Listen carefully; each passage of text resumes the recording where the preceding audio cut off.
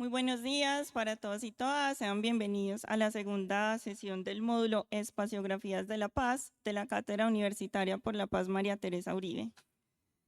Como el compañero Nelson nos comentó, la sesión de hoy se llama La hiperestriación territorial de la guerra y de la paz. Entonces, para iniciar nuestra sesión, vamos a tener una presentación del profesor Luis Antonio Ramírez Zuluaga, quien justamente nos estará contando qué es eso de la hiperestriación, para que al menos cuando salgamos de acá todos sepamos pronunciarla, por lo menos, ¿cierto? Y también para que luego en el desarrollo de la sesión nos vamos ubicando nosotros, si hemos conocido, si hemos sido testigos, si hemos sido parte de esa configuración de la hiperestriación de la guerra y la paz. Luego de que Luis nos presente, nos haga una exposición donde nos va a contar, bueno, y ese concepto de dónde viene, cómo se aplica, metodológicamente en el INER, cómo lo hemos analizado y cómo ustedes también podrían analizarlo en sus diversos trabajos o en la vida cotidiana. Vamos a tener un espacio de preguntas. Posteriormente vamos a tener un ejercicio, ya una actividad. Ustedes han visto que en otras sesiones siempre hay invitadas personas acá que son externas a la universidad. Hoy no vamos a tener estas personas invitadas porque hoy el centro van a ser ustedes. Ustedes nos van a ayudar a hacer la sesión de hoy, a hacer esta cátedra. Entonces vamos a tener una actividad llamada encuesta humana, luego un ejercicio por grupos.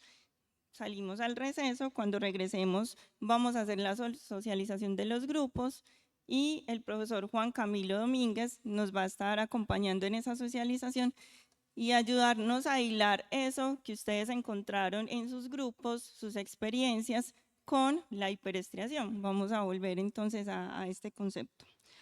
Quiero también contarles que la próxima sesión, que se llama Testimoniales para la Paz, va a ser con la profesora Isabel Cristina González, y ella nos ha pedido que les contemos a ustedes y que les solicitemos que para la próxima sesión, dentro de 8 días, traigan alguna prenda que ustedes quieran reparar, que se le cayó un botón, que tiene un descosido, que está rasgada o que quieren remodelarla, traigan alguna prenda y con ella vamos a trabajar acá.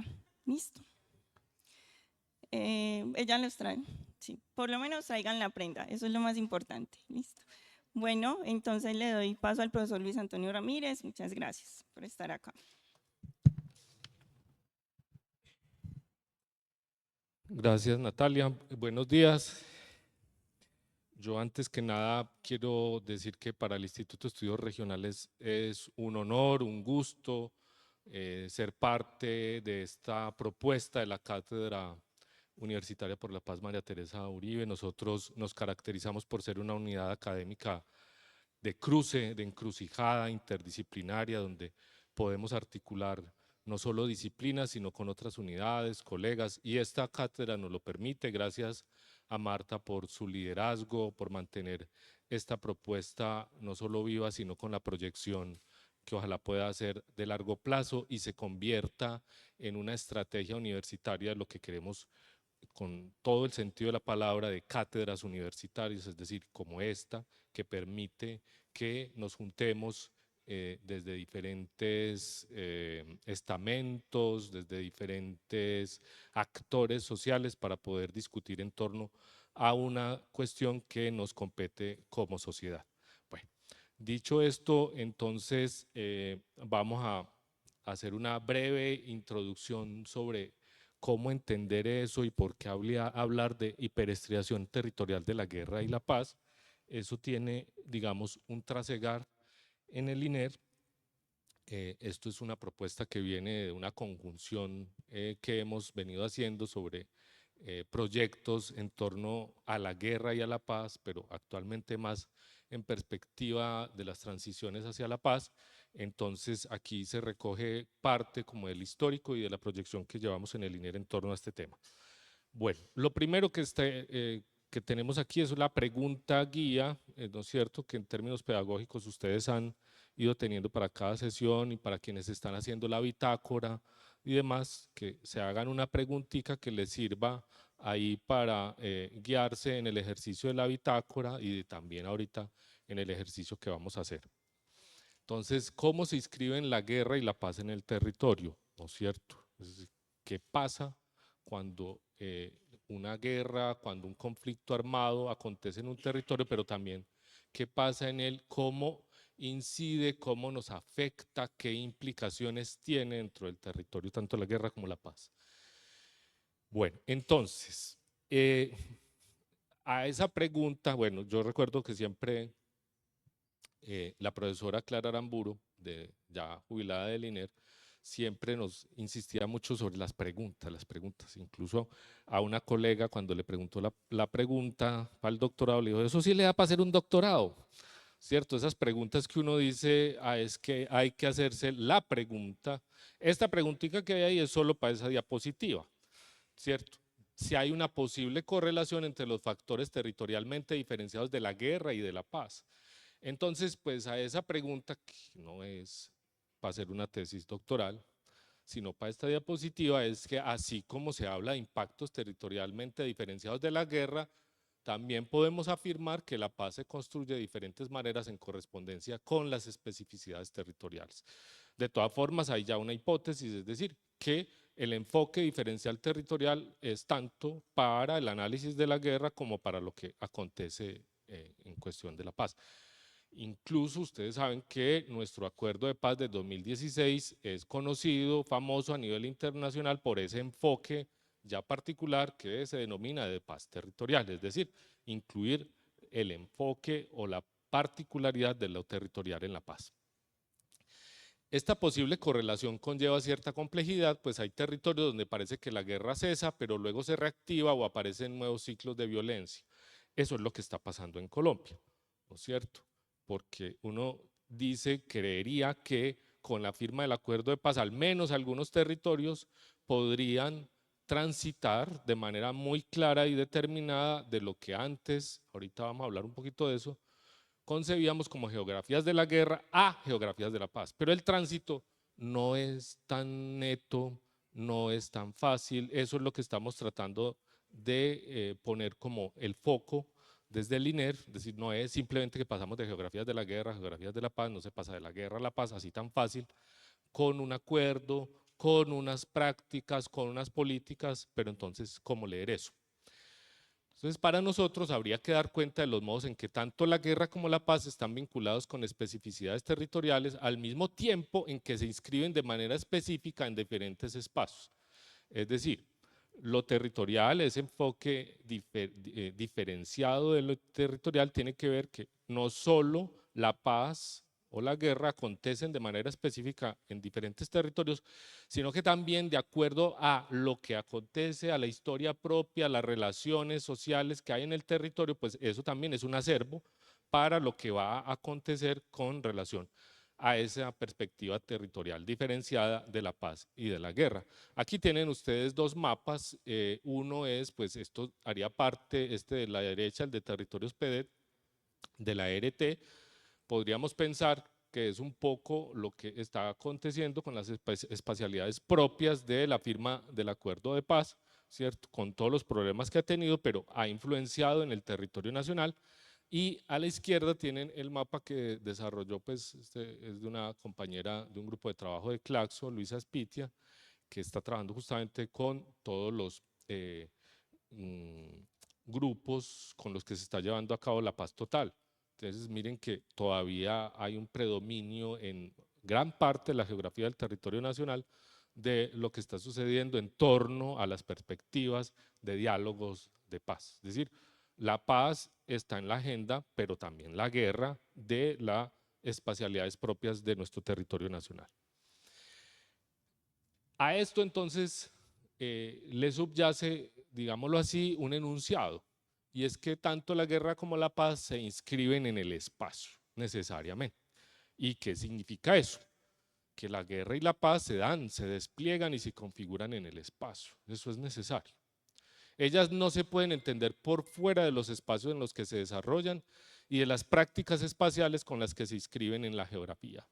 Prácticas espaciales, pues hay diferentes formas de entender eso. Nosotros en los estudios socioespaciales, tanto en los programas que tenemos como en algunos proyectos de investigación, concebimos eso desde la sociología, desde el urbanismo, bueno, pues por ejemplo, desde un Lefebvre hablamos de práctica espacial con los hábitos que tiene la gente para interactuar en sus espacios de vida cotidiana, por ejemplo, hacer una minga, hacer un convite, ¿no es cierto?, reunirse cotidianamente para hacer cosas, pero también hay prácticas espaciales que implican, por ejemplo, la proyección de algo que se va a hacer sobre el espacio, como un ordenamiento territorial. Un ordenamiento territorial también en términos técnicos es una práctica espacial que termina incidiendo en la realidad de un territorio.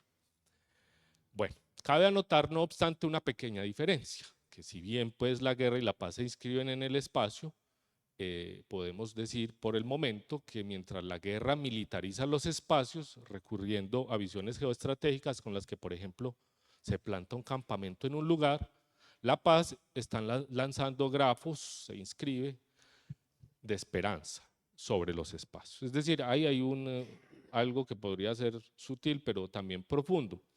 De hecho, pues alguien con el que hemos trabajado en el INER Cairo, Heriberto Cairo, que habla de las geografías de la paz, él de lo primero que dice que hay que tener en cuenta para determinar si existen o no geografías de la paz es de la desmilitarización, él dice de la desmilitarización de la geografía, ¿cierto? Para mí eso, cuando a usted le suene algo a veces que parece muy teórico y demás, yo lo he vivido en la realidad en una vereda de San Francisco, Antioquia, Boquerón, en un cerro llamado El Aguacate, que es donde se divisa, aquí viene el río Santo Domingo, aquí viene el río Verde y aquí el Calderas. Esos ríos, el río Verde te da acceso a la zona de páramos, el Santo Domingo al altiplano y el Calderas a la zona de aguas o embalses y demás.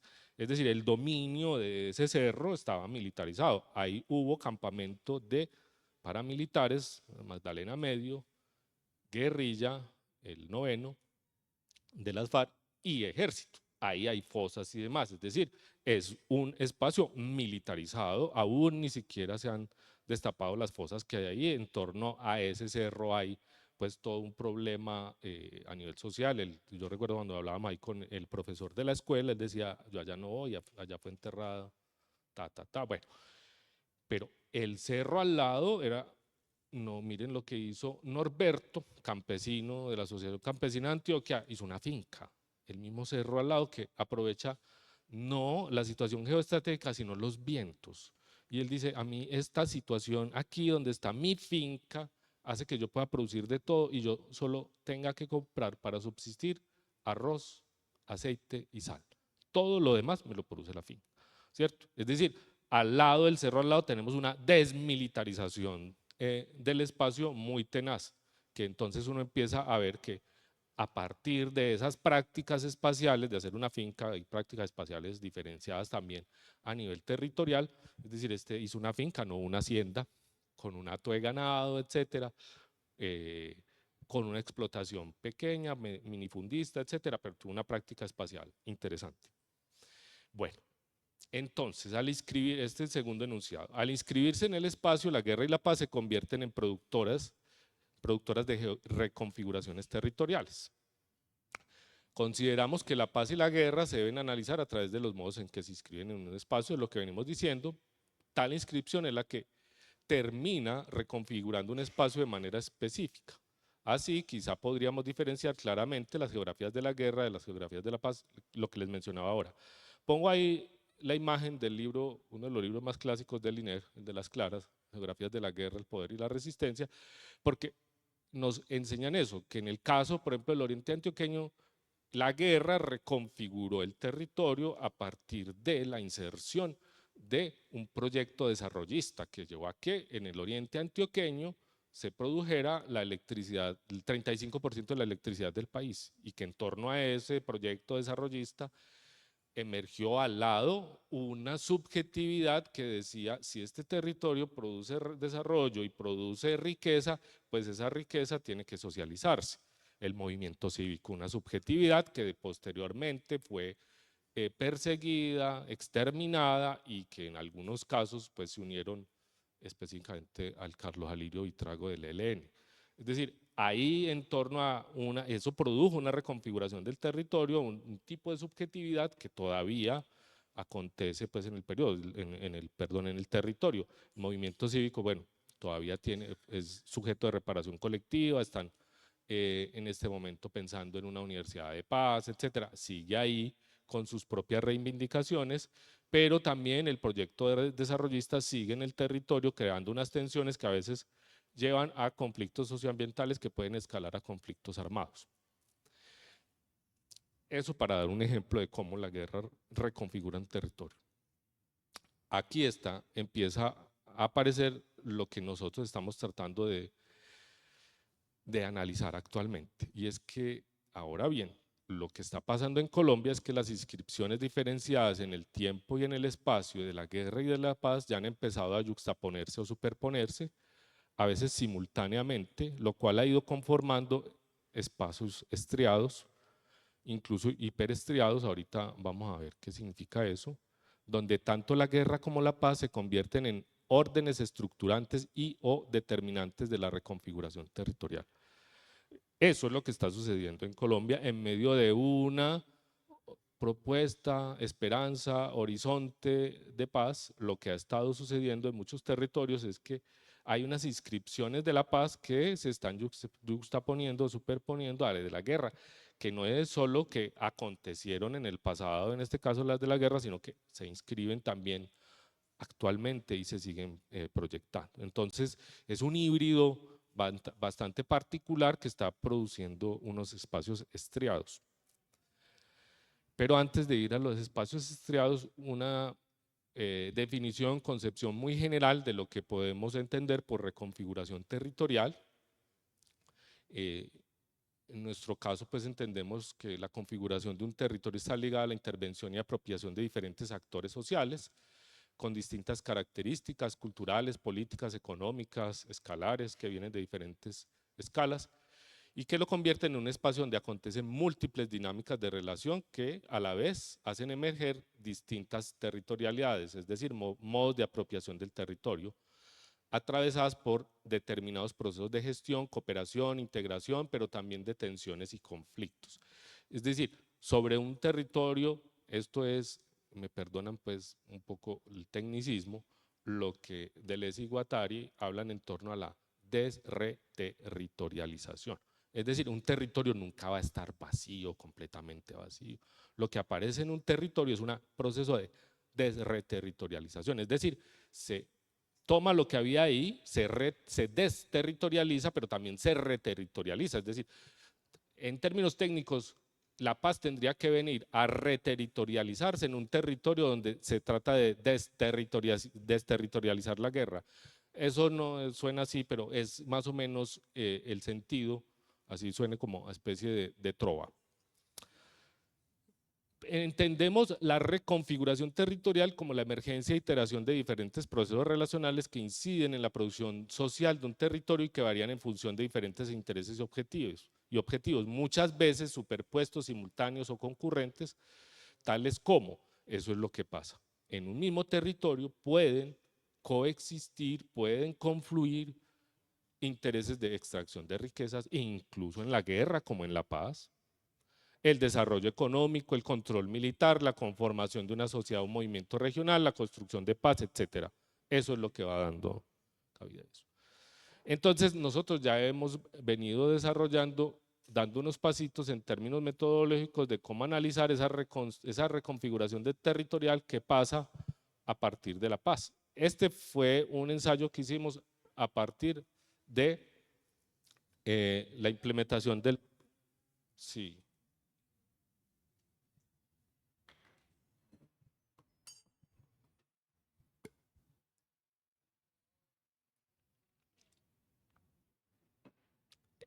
Para quienes están, esto creo que Marta lo sube al Classroom, ¿no es cierto? Bueno, este es lo que aprende uno al lado de los antropólogos, el fetiche de la materialidad.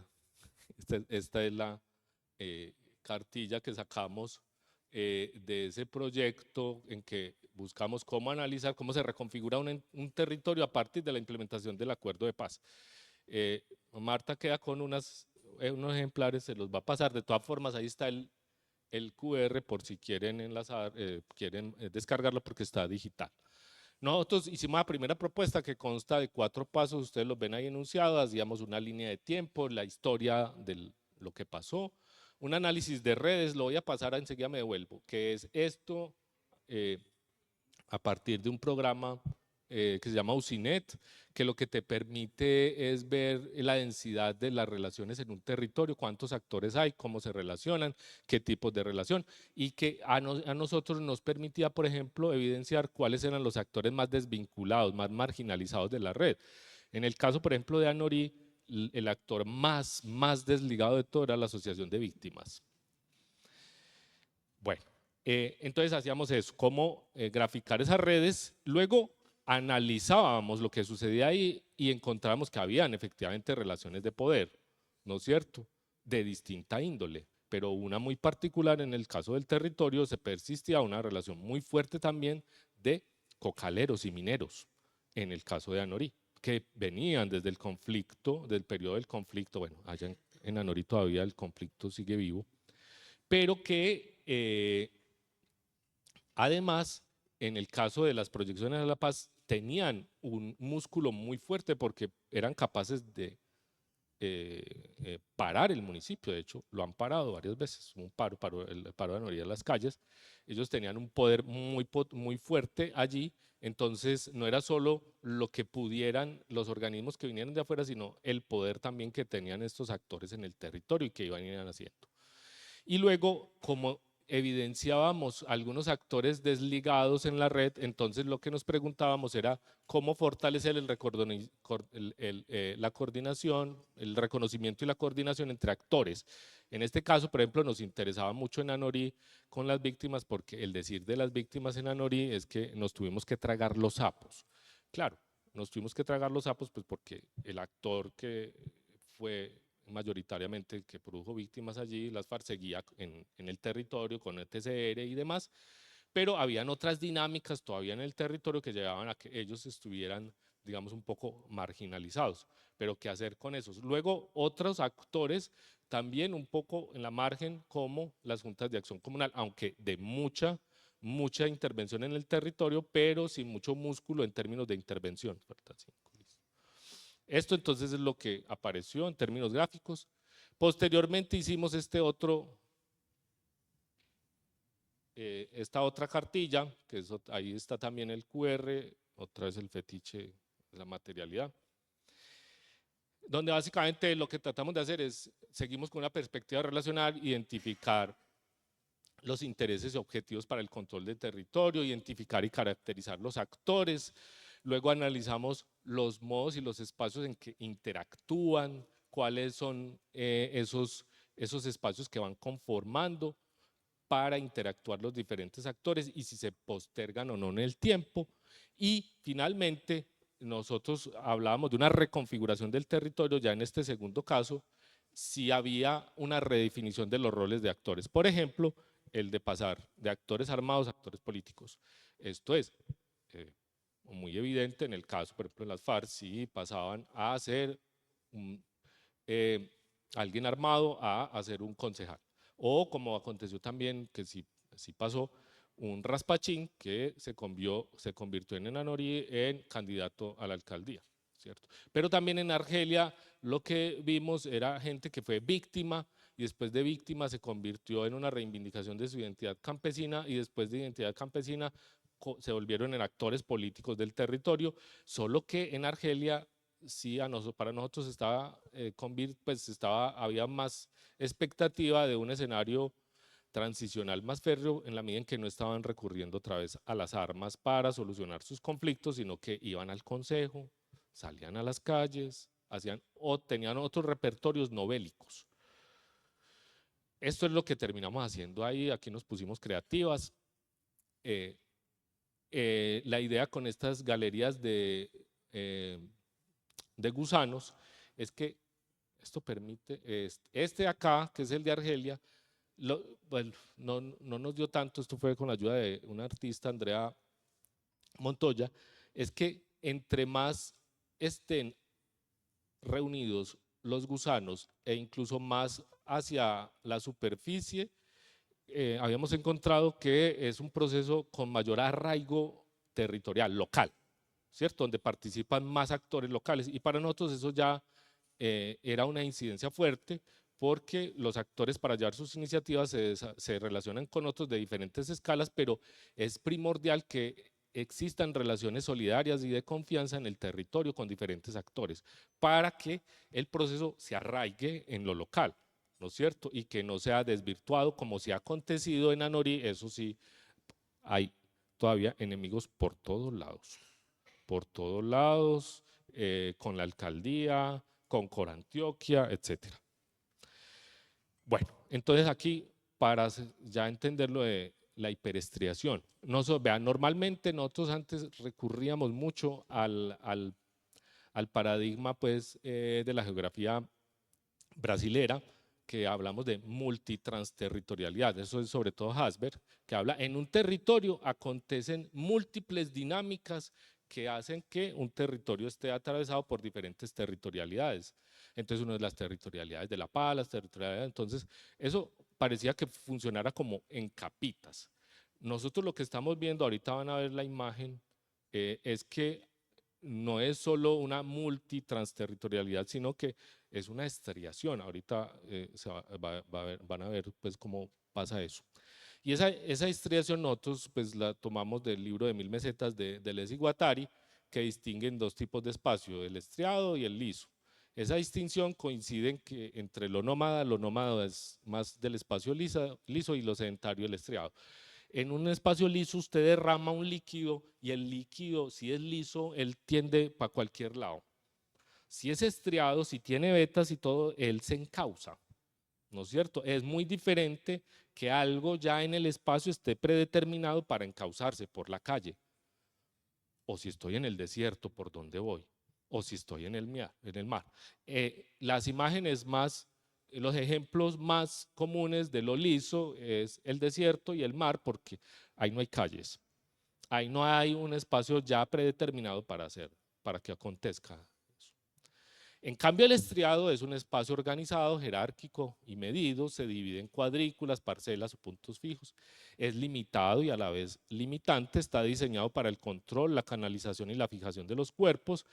Es el que se mide, se geometraliza para poder ocuparlo, ¿cierto? Es el típico espacio muy al castrense romano.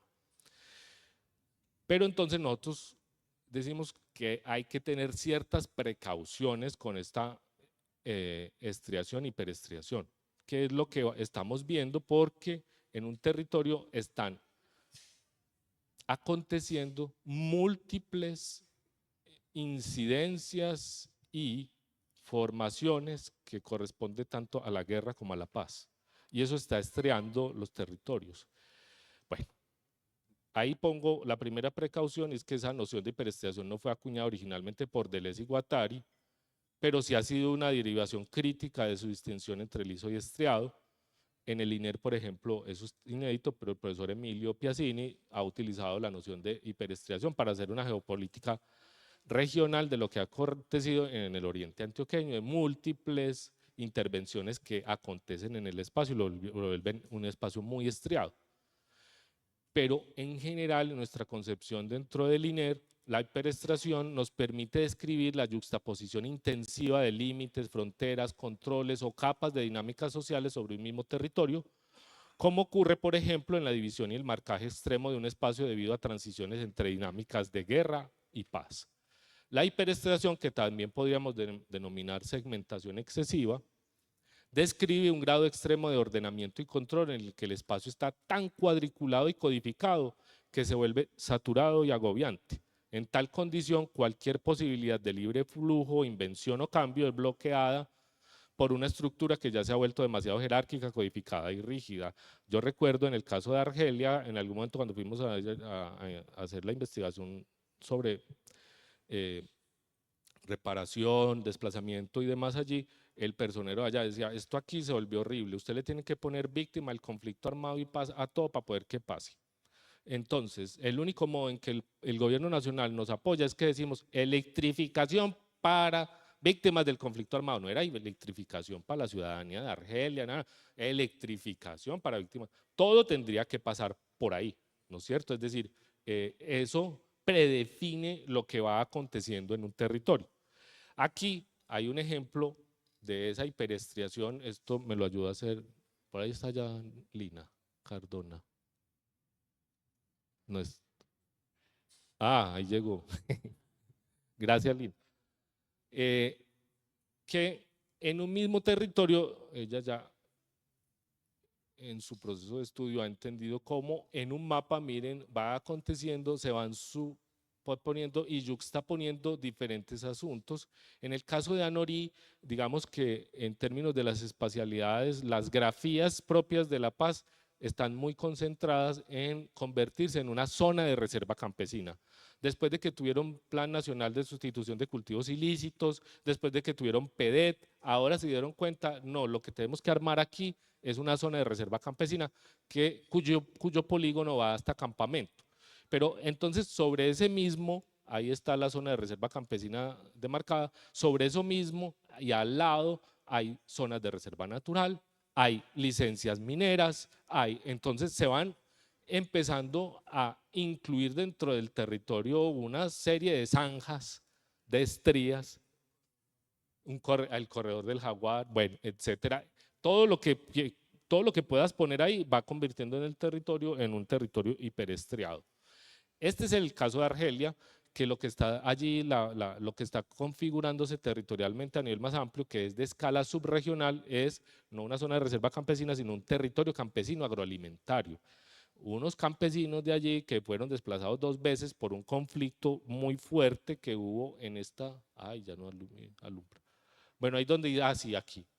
Todo este es el límite, aquí pasa el río Negrito, que en este momento quieren hacer una PCH ahí, entre este cerro de aquí y aquí se oleaban chumbimba, así decían, así dicen en mi pueblo. Se oleaban chumbimba, la guerrilla del Frente 47 de las FARC y los militares para pelearse porque este río Negrito da acceso abajo hasta el Samaná y después entonces vas a Caldas, etcétera. Entonces es una militarización del espacio muy tenaz y después esta gente fue desplazada hasta 2 veces hasta que una vez dijeron no nos desplazamos más, nos quedamos aquí, vamos a cuidar el territorio, vamos a permanecer en él y nos nombramos guardianes del agua porque es que ahora con los proyectos que han llegado son proyectos extractivistas que dicen solo el desarrollo os traerá la paz, pero ellos dicen no, nosotros cuando en el territorio lo que acontece es la privatización de los ríos, no podemos, se limita nuestra libre circulación, entonces se constituyeron el movimiento Guardianes por el Agua que ahora es subregional y tiene un TECAM cuya particularidad a nivel nacional es que no se circunscribe a una territorialidad municipal, sino subregional, donde los territorios TECAM están definidos por cuencas de ríos. Es una cosa muy particular, el río La Paloma, el río Calderas y el Santo Domingo. ¿Cuáles son, Vlado? ¿Te acordás los ríos que tienen para el TECAM del oriente? Los ríos, las cuencas, el de La Paloma, Calderas y el tercero, Santo Domingo. Eso. Entonces, son territorialidades que acontecen, mire que en este caso es a partir de ríos. Y aquí están algunas referencias y ya Camilo me regañó, entonces.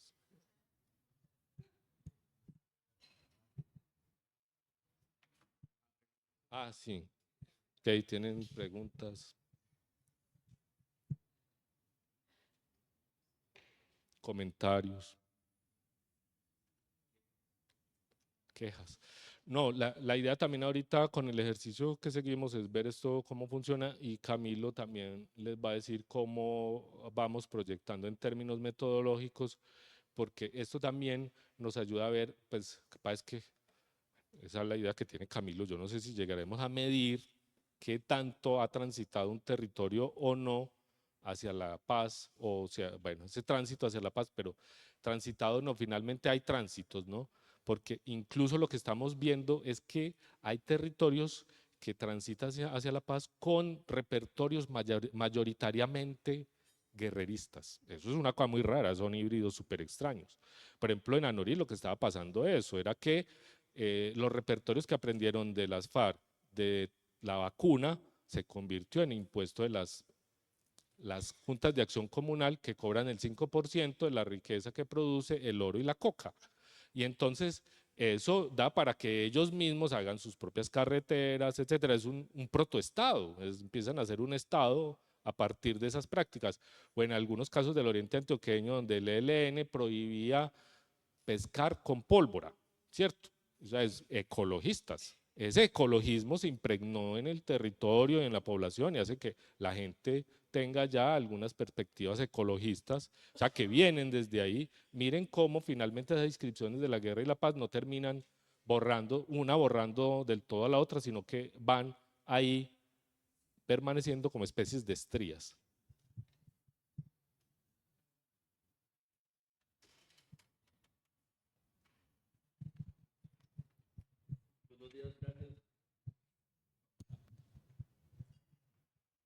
Está prendido.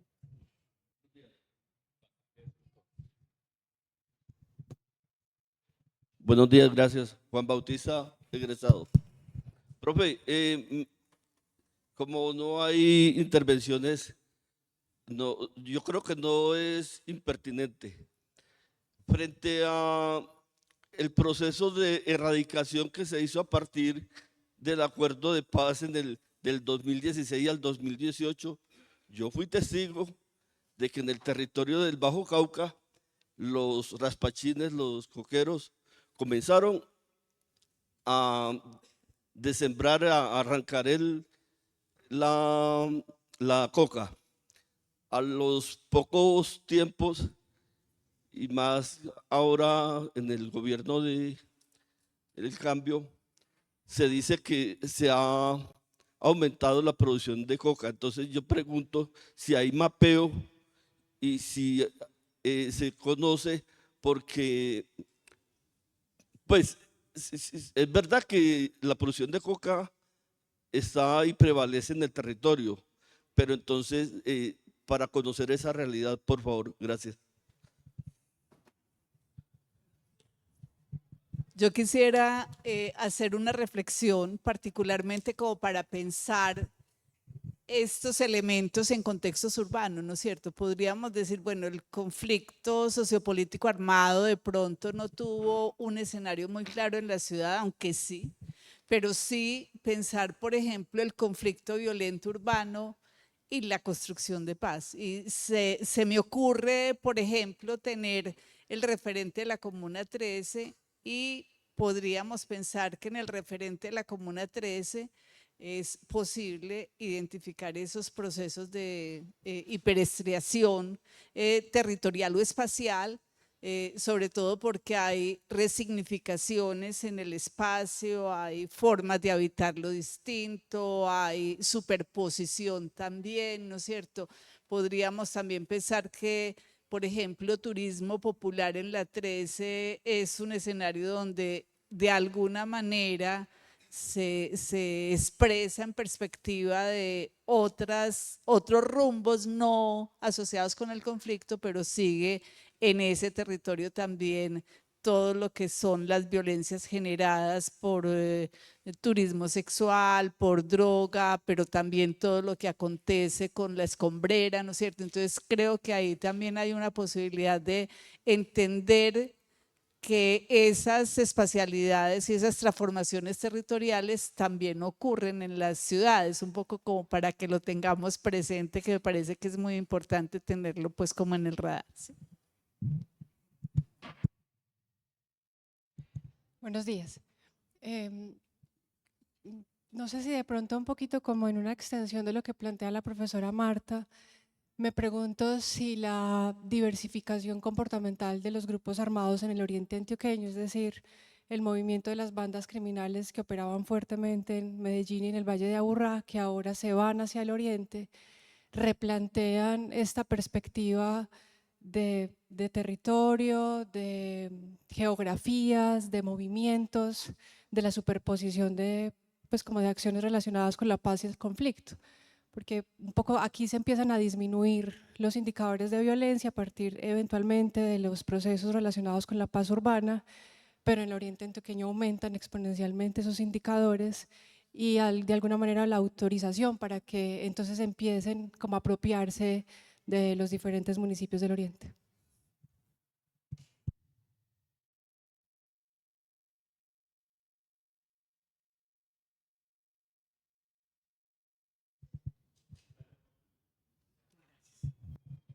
Muy buenos días. Mi intervención va con lo que dice la profe Marta del tema de lo urbano, y que hablando aquí con la profe Paula, por eso me atrevo a mencionar, de que el conflicto urbano es de una u otra manera, está ligado con el conflicto rural, y donde si los desplazados por ese conflicto llegan acá y se encuentran en una situación de las zonas periféricas que son manipuladas y tienen una organización grande y fuerte, donde el Estado prácticamente está en un abandono o poco llegan a ese espacio. Y nosotros como lideresas, defensoras y constructoras de paz nos ha quedado difícil que se reconozcan estas víctimas del conflicto urbano, puesto que ya está la ley que no las cobija, y hasta dónde esto no se está haciendo el estudio y la investigación que se necesita. Recuerdo que hace 5 años que estábamos haciendo un diplomado, fuimos a la Comuna 13, en la parte de arriba de San Javier, para que nosotros mencionáramos hasta qué punto era cierto de los caminos de herradura, que si se lo puedo llamar así, donde el narcotráfico era llevado y era bajando a cada una de las comunas, comenzando por la Comuna 13, llegaba a Belén, Comuna 7 y Comuna 6, donde estaban los asentamientos en nuestras comunas, haciendo posible que cada día se incrementara más las plazas de vicio y la venta y cuidado de los mismos grupos. Y esto pues sinceramente es de mirar que el análisis y la atención debe de darse tanto en lo rural como en lo urbano, porque por esa razón es que menciona la compañera que intervino, es hablar de la paz urbana. Nosotros como líderes, la situación se nos ha aumentado de dificultades, puesto que si estamos construyendo paz desde la creación, pues como dije la vez pasada, la Mesa de Derechos Humanos del Valle de la Urrá, ya 17 años y hablamos de paz, y ahora en la situación tan truncada, porque ya somos de paz urbana y bienvenido por la paz total, y eso no es así. Entonces yo creo que pues yo de aprovechar este espacio es de mirar hasta dónde ustedes nos somos escuchados y cómo hacer posible que se haga un documental o algo importante para que permita en realidad que se dé la paz que tanto necesitamos. Gracias.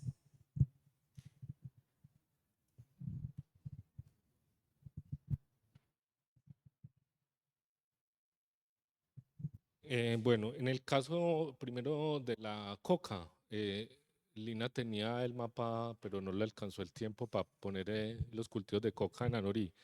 Pero sí, claro, lo que pasa es que el proceso histórico del PENICE en el caso de Anorí, como en otros territorios, pues fue truncado por el gobierno de Iván Duque, ¿cierto? Que se incumplió, no llegaron las cosas, bueno, e incluso empezó sin concertación con la gente, nuevamente erradicación forzada, que creó conflictos. En el caso de Anorí mataron a una persona que estuvo en las confrontaciones para evitar la erradicación forzada. Se incumplió, pero ¿qué notamos nosotros ahí? Porque vimos que subsistían otros procesos, la emergencia de otros actores muy interesantes, por ejemplo, organizaciones de mujeres. En un pueblito como ese, más de 15 organizaciones de mujeres, y muchas de esas surgieron en el momento en que el PENIS se estaba incumpliendo.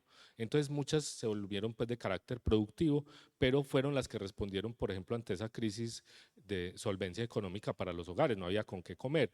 Y los hombres lo que hicieron fue volver a cultivar, obviamente, uno lo entiende. Pero las mujeres reaccionaron haciendo panaderías, confecciones, se unieron a confecciones La Montaña, muchas, se volvió la maquila ahí de la zona de la plancha, junto a la Bianca, bueno, etcétera, etcétera. Entonces hubo otros procesos muy interesantes. Y claro, hay que decirlo, hubo incumplimiento, ¿cierto? Entonces, lo cual llevó a que volviera a plantarse pues, la hoja de coca. Pero no solo eso, porque también es un territorio pues, donde ha habido cierta riqueza. La gente ha estado acostumbrada a cierta opulencia porque es un territorio históricamente minero.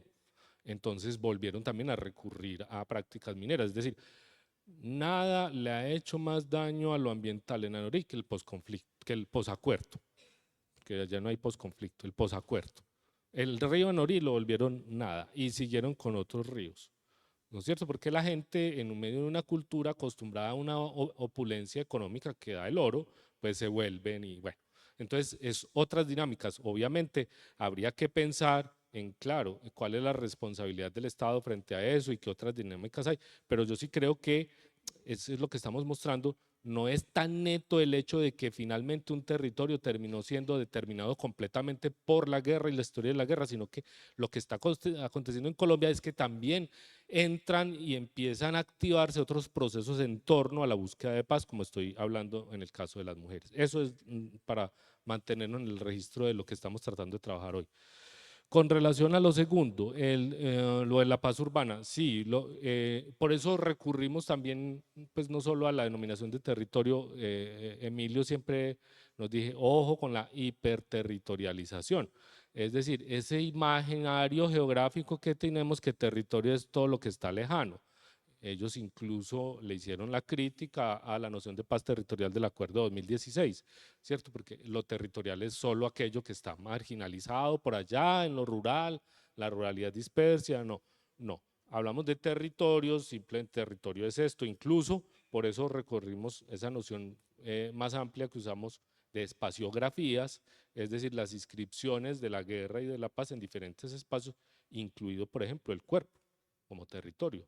Entonces, no es solo estas territorialidades que son de carácter más rural que hemos estudiado pues, en algunos procesos, sino que también es posible el urbano, y tienes toda la razón con el comentario que haces, Marta, pero bueno, yo creo que sobre eso va a haber todo un módulo en esta cátedra en lo cual podremos profundizar. Es decir, no estamos diciendo que esas espaciografías de la guerra y la paz acontecieron solo en lo rural o por zonas por allá alejadas, no. Esos diferentes espacios incluyen también lo urbano y también el cuerpo. Sobre Oriente, sí, lo que está aconteciendo ahí además son otras dinámicas de violencia, pero que también, digamos, tienen cierto tufo de la guerra propia. Entonces, pues alcaldes, yo reconozco, los actores que han entrado al territorio no es solo porque han ido en búsqueda de las rentas criminales del microtráfico. En el caso, por ejemplo, de Argelia, en el caso de Granada, con una moral todavía medio paraca, uribista y demás, tienen un problema de los marihuaneros del pueblo y demás, y recurren a una banda de Bello para que vaya a organizar la vuelta. Es decir, son unas prácticas bélicas todavía inscritas en el territorio muy tenaces. Lo que aconteció, por ejemplo, ese movimiento que era más o menos endógeno de Granada, ¿cómo es que se llama Oblado? ¿Vos te acordás? Bueno, un movimiento paraco, eso eran otra vez comerciantes de ahí, ¿sí? Unidos con antiguos señores de la guerra y trajeron bandas, ¿no es cierto? Lo poco que ha quedado, bueno, por ejemplo, el alias Patilla, que fue ex LN, que se convirtió en una bandita, que ese fue perseguido y reducido.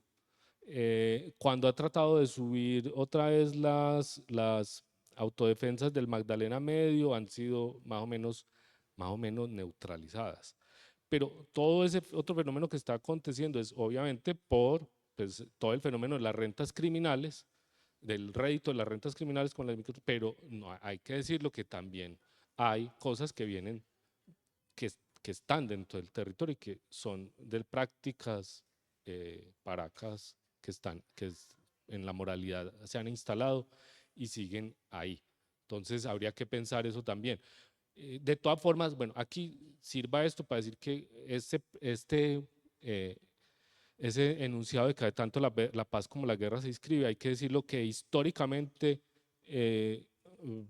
lo que ha acontecido en el Oriente ha tenido unas trayectorias, unos tránsitos, los movimientos guerrilleros como entraron, bueno, habrán historias diferentes de cómo entró, por ejemplo, las FARC con su 47 y el 9º, el bloquecito, pero también los paramilitares fueron haciendo trayectorias en el territorio muy tenaces, por ejemplo, una que es poco documentada, que es la de los paperos, es decir, esos paramilitares que desde más o menos La Ceja, La Unión se fueron hasta Sonsón y por donde iban pasando sembraban papa y se volvía campo de papa, es decir, la papa se volvió en una cosa muy tenaz, el dominio, una mafia de la papa que terminó aconteciendo ahí. Eso va pasando, ¿no es cierto? Pero también es al mismo tiempo va pasando que, por ejemplo, esa misma zona se declara provincia de paz, en la misma zona.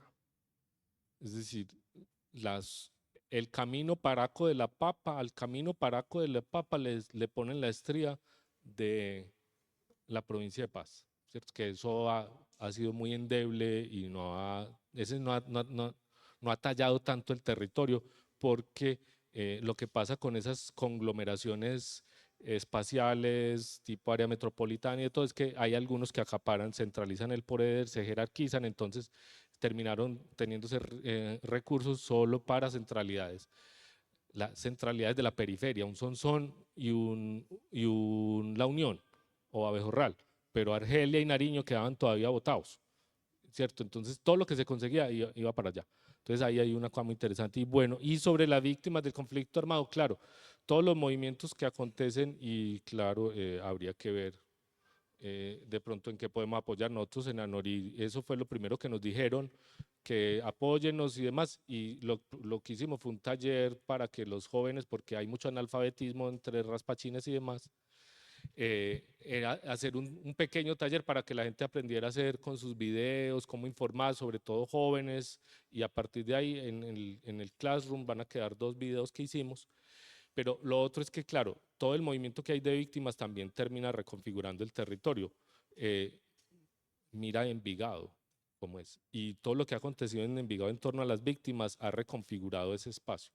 Con unos reconocimientos, les han dado casas en algunos casos, ¿cierto? Como han atendido bien a algunas víctimas, entonces atrae lo que aconteció también en el Oriente con Cocorná. Bueno, entonces hay que pensar que todo eso también incide en el territorio y que hay procesos diferenciados, lo que han estudiado aquí mucho ya en la Universidad de Antioquia, sobre todo en la Facultad de Derecho y creo que el IEP, sobre lo acontecido allí en la onda, arriba, ¿cierto? De cómo ha sido poblada por flujos específicos de población que vienen de ciertos territorios. Ya. Yo creo que ya seguimos al otro punto.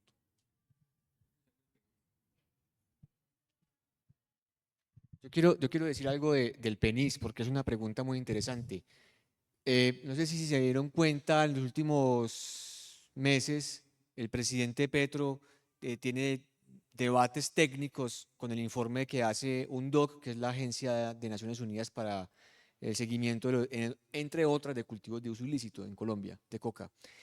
Y el planteamiento es que la medición que hace UNDOC está juntando en esa ampliación de zonas de cultivo que han quedado parcialmente abandonadas con nuevas zonas de cultivo.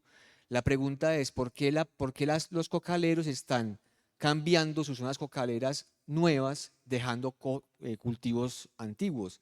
Y gran parte de la respuesta es el propio PENIS, porque el PENIS, si lo recuerdan, o el que no lo sabe, se lo contamos, era un programa estatal en el que se georreferenciaban los lotes cultivados. Y el dueño del lote firmaba un contrato con el Estado. El contrato era que la persona entraba a un programa a cambio de una extracción manual de la hoja de coca, se le daba un pago, entonces tenían diferentes niveles de esos pagos. Entonces primero era un pago para que no se muriera de hambre, 1.800.000, luego era una cosa a 6 meses, les daban más o menos unos 10 millones, y a año y medio entonces como que tenía una escala de funcionamiento. Eso funcionó más o menos bien hasta que llega Iván Duque, y Iván Duque lo que hace es abandonar el PENIS. ¿Pero qué genera eso? Genera que todos los cultivadores de hoja de coca, por ejemplo de Anorí, por ejemplo de Taraza y demás, quedaron con un contrato firmado con el Estado que decía que si volvían a resembrar, el Estado incautaba sus bienes. Entonces, ¿qué hizo la gente? Como no podía sembrar donde ya había dicho que no podía sembrar, porque se iba preso, se movió. Entonces, lo que hizo un poco en lo que acaba de contar Luis es que el PENIS dejó una inscripción en el territorio, dejó zonas de cultivo abandonadas, y lo que hizo fue la gente moverse hacia zonas de cultivo nuevas, porque, o sea, abrió la frontera agrícola nuevamente. Entonces, lo que tenemos es capas. Entonces, lo que aparentemente es una ampliación masiva de zonas de cultivo de hoja de coca, lo que dice Petro es, hay que seguir es cuáles son las zonas de cultivo realmente productivas. Entonces, Colombia tiene una cantidad de tierra sembrada en coca donde una parte importante no está en producción de hoja de coca, por lo que dejó el PENIS. ¿Qué está haciendo ahora nuevamente Petro? Volviendo a activar, ya le cambió el nombre, ha tirado otro nombre, no me acuerdo exactamente el nombre, pero cambió el nombre, pero es volver. ¿Qué genera eso a largo plazo?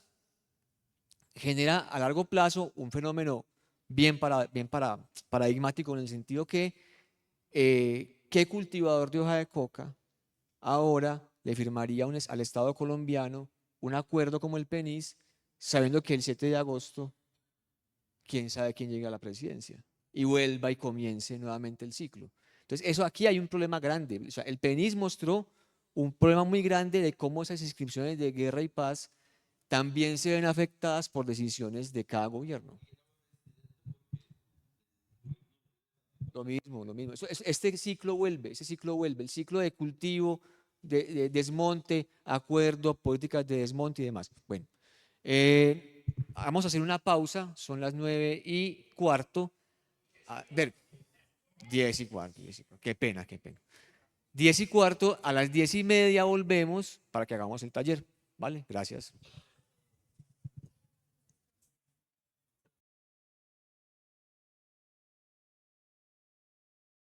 De identidades y demás, entonces falta allí pues como que hay unas divisiones en diferentes escalas y eso hace que pensemos más en lo individual que en lo colectivo y que no pensemos entonces en los comunes y en lo público también como país.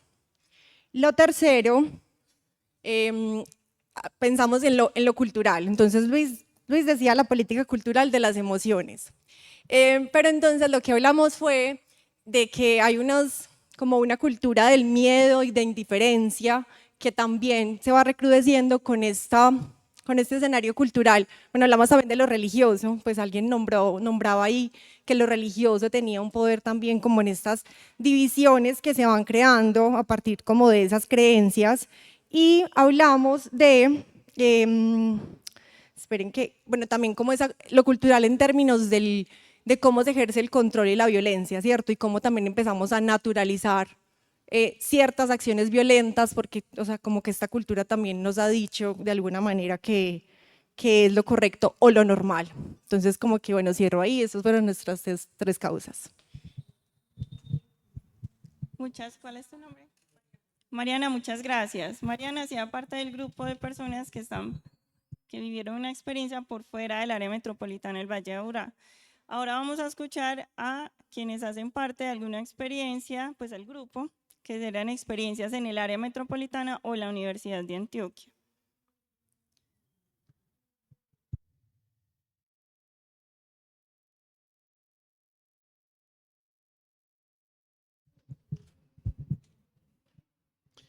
Bueno, referente a la pregunta, me parece pues que el hecho de vivir en un país que ha durado décadas en guerra nos hace víctimas directa o indirectamente, ¿cierto? Y referente a las causas, pues me parece que los diagnósticos pasan o tienen que ver o son transversales para mí a tres ejes o tres categorías: lo social, lo político y lo económico, y creo que a partir de ahí pueden surgir muchos diagnósticos o causas referentes al origen o a lo que ha alentado este conflicto tan largo. Entonces voy a tratar como de leer pues las diferentes causas que acá se expresaron. Entonces, bueno, ya es el conflicto social, político y económico, que más o menos está relacionado con lo que la compañera anteriormente expresó. el conflicto agrario, la concentración de la tierra que tiene que ver con lo mismo, la violencia y la ignorancia política, la falta de acceso a la educación, el microtráfico y el narcotráfico, la exclusión política, las fronteras invisibles, la estigmatización frente a la diversidad, el no reconocimiento de los derechos fundamentales, la desigualdad, economías ilegales, presencia fragmentada del Estado, lucha de clases, élites globales de la guerra como un negocio, la categorización del valor de la vida, la injerencia externa de otros países en los asuntos internos de Colombia y la pervivencia de sistemas de opresión o de diferentes sistemas de opresión y la cultura de violencia. Básicamente eso pues lo que puede recoger dentro de lo que se conversó en este grupo.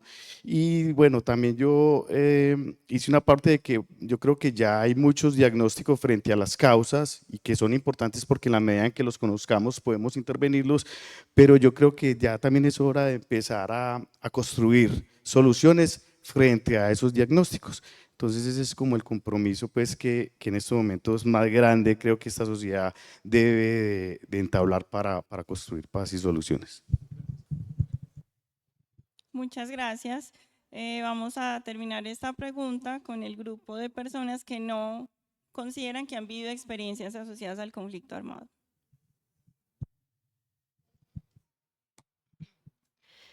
Bueno, las tres causas principales que tenemos acá es la tenencia de la tierra, principalmente. La segunda es la propiedad privada, desde el concepto amplio de, digámoslo así, que entre lo público y lo privado, y lo que son las diferencias institucionales o gubernamentales que pues generan unas desigualdades quizás estructurales.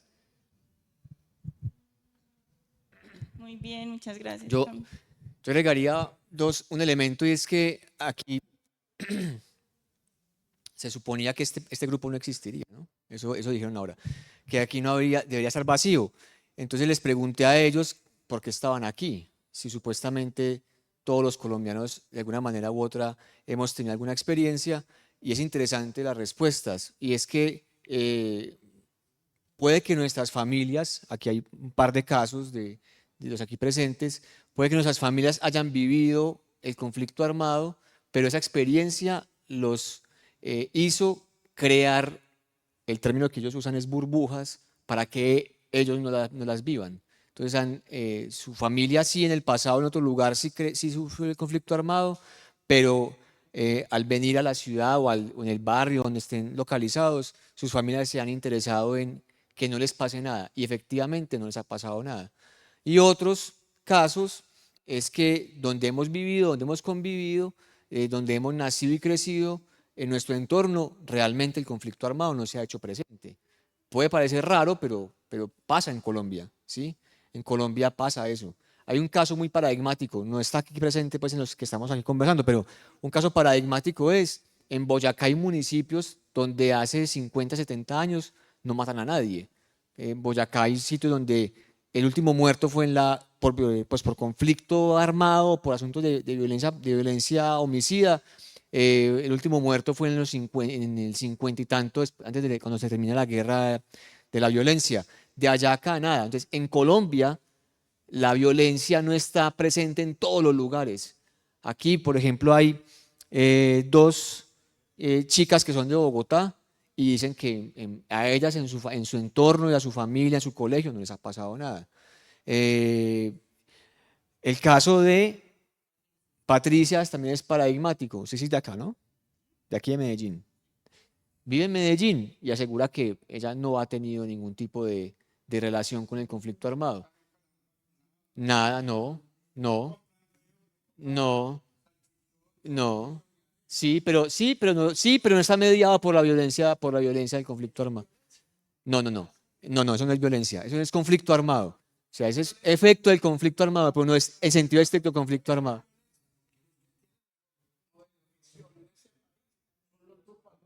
Exacto, pero los grupos al margen de la ley no Eso es lo interesante, don Manuel. Los grupos al margen de la ley no ocupan homogéneamente todo el territorio. En algunos lugares no hacen presencia. Entonces aquí tenemos un grupo que aparentemente, repito, no debería existir, pero existe.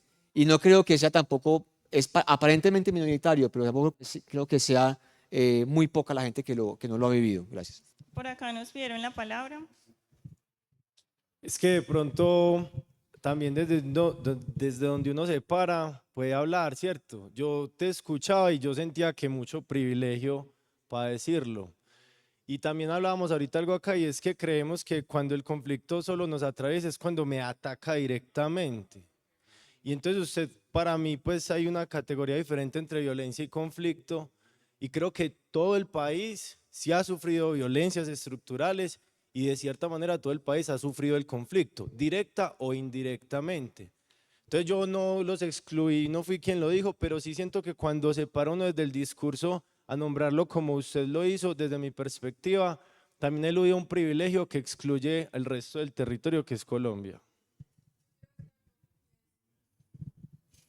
Es que me parece muy debatible lo que estamos aquí conversando, pero sin embargo, pues es lo importante que queremos así construir acerca de la paz, porque es que no vamos a pensar de la misma manera, pero eso no me hace a mí indiferente frente a la guerra y no me hace indiferente frente a colombiana y a lo que hemos vivido históricamente. Sin embargo, yo sí puedo tener, y para mí es una posición ética y respetuosa frente a las personas que estamos acá, de decir, yo no he vivido la guerra, y lo voy a decir, y agradezco un montón mi historia, mi experiencia, mi vida, digámoslo así, que puede decirse un privilegio.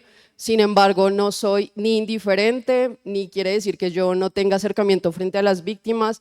He trabajado en el Chocó, en Putumayo, en La Guajira, he estado cerca de comunidades indígenas, he trabajado aquí, por ejemplo, estuve también en San Luis con personas que fueron desplazadas en zonas rurales. Entonces, me parece que es debatible, pero también tiene que ser respetuoso, que aquí empieza como la construcción de paz, al decir que, pues sí, yo no me considero víctima, pero sin embargo, reconozco que soy una persona colombiana, una mujer colombiana que he vivido otros tipos de conflictos, pero no el conflicto armado. Entonces, importante también como respetar eso y que pues de alguna otra forma sí, o sea, hay diferencia en toda Colombia y que hay sectores, territorios y personas que no hemos vivido la guerra directamente y mi familia no la ha vivido. Entonces, pues como que importante también que nos respeten esta posición, que no significa que seamos indiferentes o que seamos excluyentes, pero tenemos también otra posición frente a este tipo de, pues, de conflicto y temática. Muchas gracias. Bueno, ya pueden ver quienes están más jovencitos, parte de las dificultades de llegar a una idea de país plural, de llegar a una idea de paz, porque a veces se hace difícil pensar y respetar pero como que usted no es víctima, usted debe ser víctima. No, yo creo que también es importante tener en cuenta que quienes estamos acá en este espacio es que nos interesa la construcción de paz. No, la idea no es si eres víctima, no, responsable, no, pero sí es muy clave, es como, ¿qué vamos a hacer? ¿Qué estamos pensando en construir de manera colectiva? Y que no lleguemos a un acuerdo sobre las causas, pues tampoco nos debe sorprender, porque recuerden que cuando estaban iniciando el proceso de paz que se firmó en 2016, se creó una comisión histórica del conflicto y las víctimas de 12 personas muy estudiadas en el país, estudiosos de larga data, para que ellos nos dijeran cuáles eran las causas del conflicto. Ellos eran como personas representativas y se les encomendó la misión de que nos dijera el país, listo, si vamos a hacer este acuerdo, esta negociación, tenemos que empezar por saber cuáles son las causas. Y quienes están más jóvenes, les cuento qué pasó. Hicieron 12 documentos diferentes, no lograron llegar a poner a un acuerdo. Entonces, para que vean la dificultad que es tratar estos temas, pero igual todos fueron insumos importantes para la negociación posterior. Vamos a hacer la última pregunta y distribución. Y en este caso, entonces, vamos a tener en cuenta quiénes han vivido una experiencia de paz asociada para pensar en este tema de las capas, porque lo que encontramos en las investigaciones que hemos hecho, por ejemplo, que ahora Luis les mencionaba, es que en un mismo territorio pueden coexistir diferentes dispositivos de paz o dispositivos transicionales. Entonces, si van a Argelia, operó la Comisión para el Esclarecimiento de la Verdad, por ejemplo, que es del acuerdo de 2016, pero también se tuvo un contacto con una excombatiente de las FARC que es del proceso de paz de Justicia y Paz del 2005. Entonces hay una coexistencia de escenarios que empezaron a dialogar. Pero en este caso vamos a dividirnos un poco, vamos a tratar de separar las capas para luego volverlas a juntar. Y quienes hayan vivido, sido testigos, estudiado alguna experiencia asociada a justicia y paz o a la ley de víctimas, se ubican en la parte de abajo, en el piso. Quienes hayan vivido o estado cerca de una experiencia de paz del acuerdo de 2016 en la parte superior izquierda, y quienes estén o hayan estado asociados a una experiencia de paz urbana en la parte superior derecha. Teníamos como otra opción experiencias sociales o comunitarias, pero estas pueden también, han dialogado. Siempre las experiencias comunitarias y sociales han estado en diálogo con estos procesos nacionales, porque esas experiencias justamente son las que han sostenido el tejido social para la paz, si se quiere llamar así.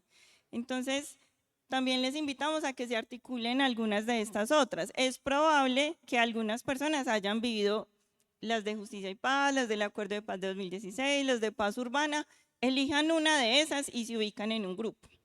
Entonces, Justicia y Paz y Ley de Víctimas. Ahorita al socializar puedes complementar. Elige una para que conozca a los otros compañeros. Sí, por eso, si alguien no las vivió, elige una que le llame la atención para que conozca quienes sí las vivieron, que nos tienen por contar de ellas. ¿Listo? Entonces, en la parte de abajo, Justicia y Paz y Ley de Víctimas. En la parte superior izquierda, Acuerdo de Paz de 2016. Y en la parte superior derecha, procesos de paz urbana, que ahora se nombra paz urbana, pero no son solo de ahora. En los 90 hubo procesos con las milicias en Medellín, por ejemplo.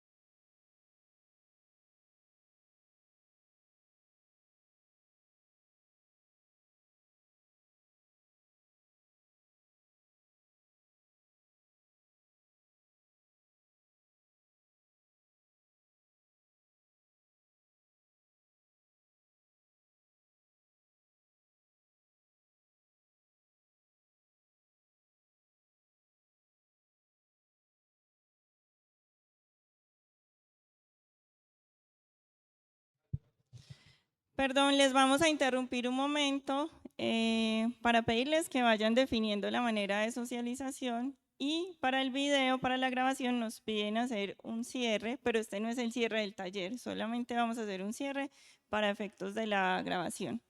Entonces, bueno, pues les agradecemos su participación en la sesión del día de hoy. Agradecemos los elementos que nos han compartido y haberse dispuesto con Luis, con Camilo y conmigo para construir la cátedra de hoy, que la idea es esa, que fuera una cátedra colectiva y que podamos escuchar diferentes voces que a veces no nos escuchamos cuando asistimos a la cátedra, pero que también nos podamos conocer. Hoy encontramos elementos muy valiosos en términos de las causas del conflicto.